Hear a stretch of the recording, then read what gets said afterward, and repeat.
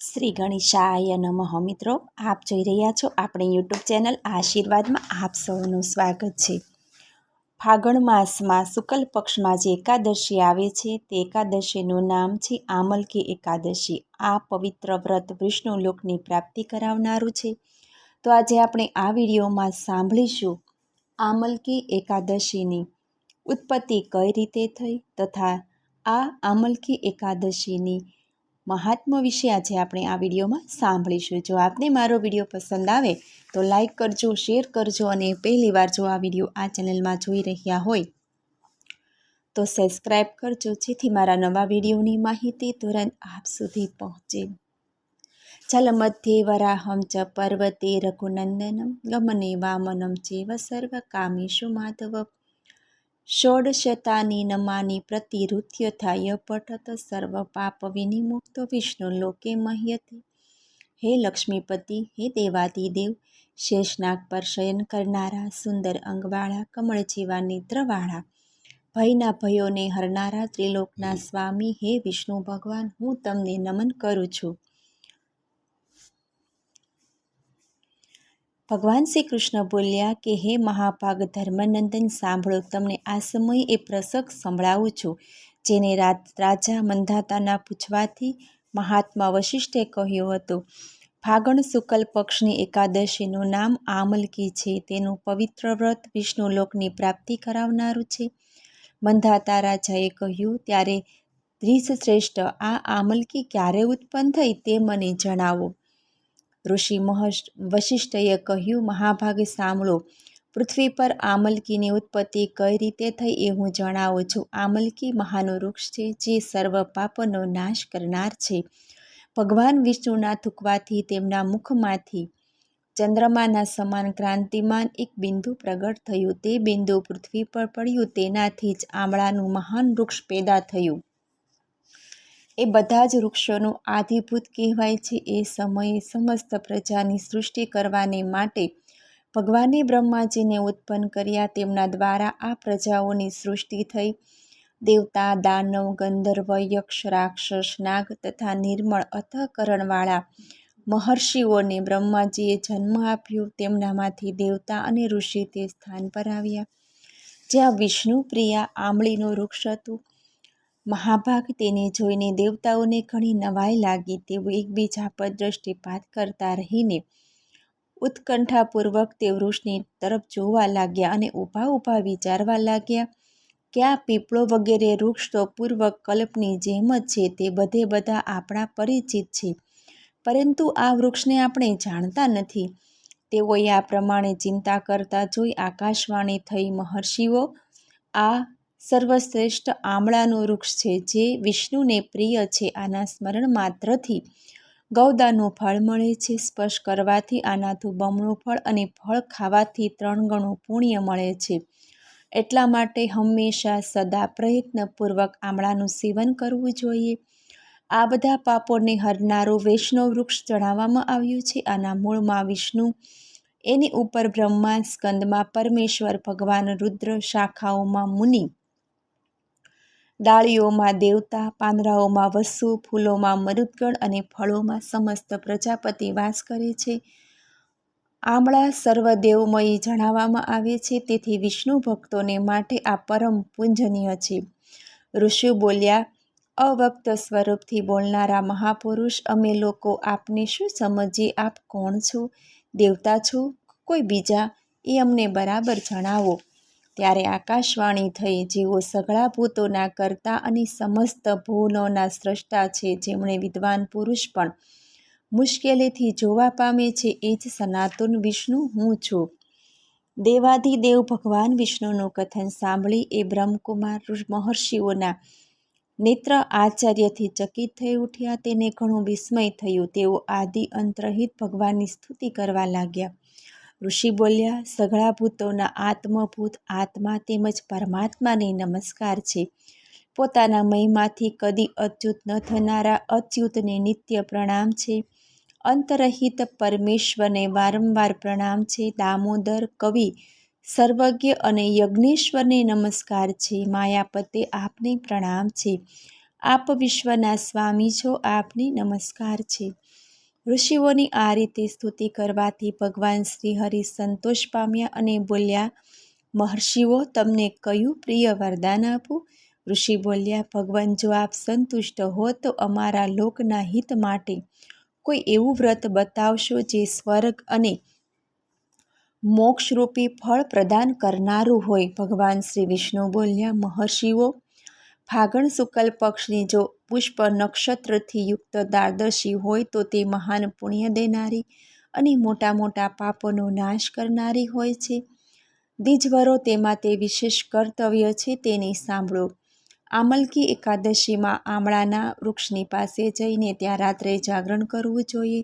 આનાથી મનુષ્ય બધા પાપોથી છૂટી જાય અને સહસ્ત્રા ગૌદાનું ફળ પ્રાપ્ત કરે છે.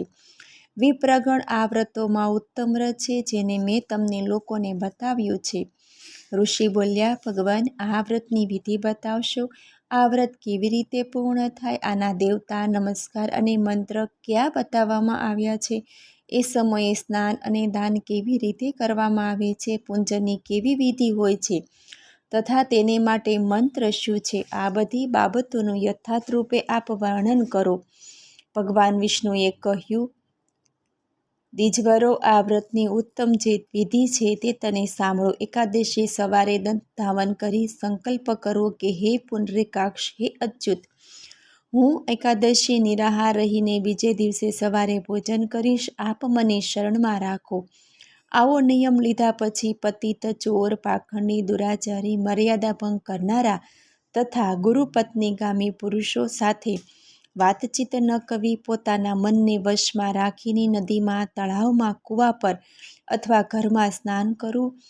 સ્નાનના અગાઉ શરીરમાં માટી લગાડવી. માટી લગાડવાનું મંત્ર છે, અશ્વકાંતે રથકાંતે વિષ્ણુકાંતે વસુધરે મૃતકે હર મે પાપમ જન્મ કોટ્યા સમર્જિતમ. વસુધરે, તારા ઉપર ઘોડા તથા રથ ચાલ્યા કરે છે. ભગવાન વિષ્ણુએ પણ વામન અવતાર ધારણ કરીને તને પોતાના શ્રવણોથી માપી હતી. મૃતકે, મેં કરોડો જન્મોમાં જે પાપ કર્યા છે તે બધા પાપોને તું હરી લે. સ્નાન મંત્ર છે, ત્વમ માતઃ સર્વભૂતાનાં જીવનમ તતરક્ષકમ સ્વેદ જાતમ જાતિનમ રસાનામ પતયે નમઃ. સ્નાનોતોહમ સર્વતીર્થેષુ હતપ્રસેણેષુ ચ નદીષુ દેવખાતેષુ ઇદમ સ્નાન તું મે ભવતે. જળની અધિષ્ઠાતી દેવી માતા, તું સંપૂર્ણ ભૂતોની માટે જીવન છે. તે જ જીવન જે સ્વેદ અને ઉભયજિત જાતિના જીવોનું પણ તું રક્ષણ કરે છે. તું રસોની સ્વામીની છે. તમને નમસ્કાર. આજે હું સઘળા તીર્થો, કુંડો, ઝરણાઓ, નદીઓ અને દેવ સંબંધી સરોવરમાં સ્નાન કરી ચૂક્યો છું. મારું આ સ્નાન કહેલું બધા જ સ્નાનનું ફળ દેનાર હો. વિદ્વાન પુરુષે પરશુરામજીની સોનાની પ્રતિમા બનાવવી જોઈએ. પ્રતિમા પોતાની શક્તિ અને ધનના અનુસાર એક કે અડધા માસા સોનાની હોવી જોઈએ. સ્નાન કર્યા પછી કેરાવીને પૂજા અને હવન કરવા. આના પછી બધા પ્રકારની સામગ્રી લઈને આમળાના વૃક્ષની પાસે જવું. ત્યાં વૃક્ષની ચારે બાજુથી જમીન વાણી છૂટી લીપી ગુપીને શુદ્ધ કરવી. શુદ્ધ કરેલી ભૂમિમાં મંત્ર પાઠપૂર્વક જળથી ભરેલા નવા કળશની સ્થાપના કરી. કળશમાં પંચરત્ન અને દિવ્ય ગંધ વગેરે નાખવા. સફેદ ચંદનથી તેને સર્જિત કરવો. કંઠમાં ફૂલની માળા પહેરાવી. બધા પ્રકારના ધૂપની સુગંધ ફેલાવી. સળગેલા દીવાઓને હાર સજાવીને રાખવી. તાત્પર્ય એ છે કે બધી બાજુઓથી સુંદર તેમજ મનોહર દ્રશ્ય પ્રકાશિત કરવું. પૂજાને માટે નવી છત્રી, જોડા, વસ્ત્ર પણ મંગાવીને રાખવા. કળશના ઉપર એક પાત્ર રાખી તેને દિવ્ય ખીલોથી ભરી દેવું. પછી એના પર સ્વર્ણમય પરશુરામજીની સ્થાપના કરવી. વિશ્વકાય નમઃ કહીને તેના શરણોની વિશ્વરૂપિણી નમઃ બંને ઘૂંટણોની, ઉગ્રાય નમઃથી ચાંગધુની, દામોદરાય નમઃથી કટિભાગની, પદ્મનાભાય નમઃથી ઉદરની, શ્રીવત્સ ધારણે નમઃ વૃક્ષ સ્થળની, ચક્રને નમઃ ડાબી બાજુની, ગદની નમઃ જમણી બાજુની, વૈકુંઠાય નમઃની કંઠીની, યજ્ઞમુખાય નમઃ શ્રી મુખની, વિશ્વકનિધયે નમઃથી નાસિકાની, વાસુદેવાય નમઃથી નેત્રોની, વામનાય નમઃથી લલાટની અને સર્વાત મને નમઃથી સઘળા અંગો તથા મસ્તકની પૂજા કરવી, આ બધા જ પૂજાના મંત્ર છે. ત્યાર પછી ભક્તિભાવવાળા ચિત્તથી શુદ્ધ ફળના દ્વારા દેવાદિદેવ પરશુરામને અર્ધ્ય અર્પણ કરવો. અર્ધ્યનો મંત્ર આવી રીતે છે: નમસ્તે દેવદેવસ્ય ચામદ્યન નમસ્તુતે ગૃહાણિધ્યમ મમ તત્મમ કલ્યાયુતમ હરે. દેવદેવેશ્વર જમગ્દિનંદન શ્રી વિષ્ણુ સ્વરૂપ પરશુરામજી, આપને નમસ્કાર છે, નમસ્કાર છે. આંબળાના ફળની સાથે લાવેલ મારો આ અર્ધ્ય ગ્રહણ કરો. ત્યાર પછી ભક્તિભાવવાળા ચિત્તથી જાગરણ કરવું. નૃત્ય, સંગીત, વાદ્ય, ધાર્મિક ઉપાખ્યાન તથા શ્રી વિષ્ણુ સંબંધી કથા, વાર્તા વગેરે તથા ગીતાજીના પાઠ કરીને રાત પસાર કરવી. ત્યાર પછી ભગવાન વિષ્ણુના નામ લઈને આંબળાના વૃક્ષની પરિક્રમા 108 કે 28 વાર કરવી. પછી સવાર થવાથી શ્રીહરિની આરતી કરવી. બ્રાહ્મણની પૂજા કરીને ત્યાંથી બધી સામગ્રી તેને આપી દેવી. પરશુરામજીનો કળશ, 2 વસ્ત્ર, જોડા વગેરે બધી વસ્તુઓ દાન કરી દેવી. આ ભાવના કરવી કે હે પરશુરામજીના સ્વરૂપમાં વિષ્ણુ ભગવાન, મારા પર પ્રસન્ન થાઓ. ત્યાર પછી આંબળાને સ્પર્શ કરી તેની પ્રદક્ષિણા કરવી અને સ્નાન કર્યા પછી વિધિપૂર્વક બ્રાહ્મણોને ભોજન કરાવવું. ત્યાર પછી કુટુંબીજનોની સાથે બેસીને પોતે પણ ભોજન કરવું. આમ કરવાથી જે પુણ્ય થાય છે તે હું બતાવું છું, તે તમે સાંભળો. સર્ગતીર્થોના સ્નાન કરવાથી જે પુણ્ય મળે તથા બધા પ્રકારના દાન કરવાથી જે ફળ મળે તે બધું ઉપયુક્ત વિધિના પાલનથી સુલભ થાય છે. સમસ્ત યજ્ઞો કરતાં પણ વધારે ફળ મળે એમાં જરા પણ શંકા નથી. આ વ્રત બધા વ્રતોમાં ઉત્તમ વ્રત છે, જેનું મેં તમને પૂરેપૂરું વર્ણન કર્યું છે. વશિષ્ઠ કહે છે કે મહારાજ, આટલું કહીને દેવેશ્વર ભગવાન વિષ્ણુ ત્યાં જ અંતર્ધાન થઈ ગયા અને પછી પેલા સમસ્ત મહર્ષિઓએ કહેલા વ્રતનું પૂર્ણ રૂપે પાલન કર્યું. નૃપશ્રેષ્ઠ આ રીતે તારે પણ આ વ્રતનું અનુષ્ઠાન કરવું જોઈએ. ભગવાન શ્રી કૃષ્ણ કહે છે કે યુધિષ્ઠિર, આ વ્રત મનુષ્યને બધા પાપોથી મુક્ત કરનારું છે. તમેવ માતા ચ પિતા તમેવ બંધુ સખા તમેવ વિદ્યા દ્રવિણમ તમેવ સર્વ મમ દેવ દેવ. હે દેવોના દેવ, મારે માટે માતા પણ આપજો અને પિતા પણ આપજો, બંધુ પણ આપજો અને મિત્ર પણ આપજો, વિદ્યા પણ આપજો અને દ્રવ્ય પણ આપજો. ટૂંકમાં હે સર્વેશ્વર, મારો તો સર્વ કાય આપ એક જ છો. આપને મારા નમસ્કાર હો. મને સાંભળવા બદલ ધન્યવાદ. જો આપને મારો વિડીયો પસંદ આવે તો લાઈક કરજો, શેર કરજો અને પહેલીવાર જો આ વિડીયો આ ચેનલમાં જોઈ રહ્યા હોય તો સબસ્ક્રાઈબ કરજો, જેથી મારા નવા વિડીયોની માહિતી તુરંત આપ સુધી પહોંચે. ધન્યવાદ. જય શ્રી કૃષ્ણ.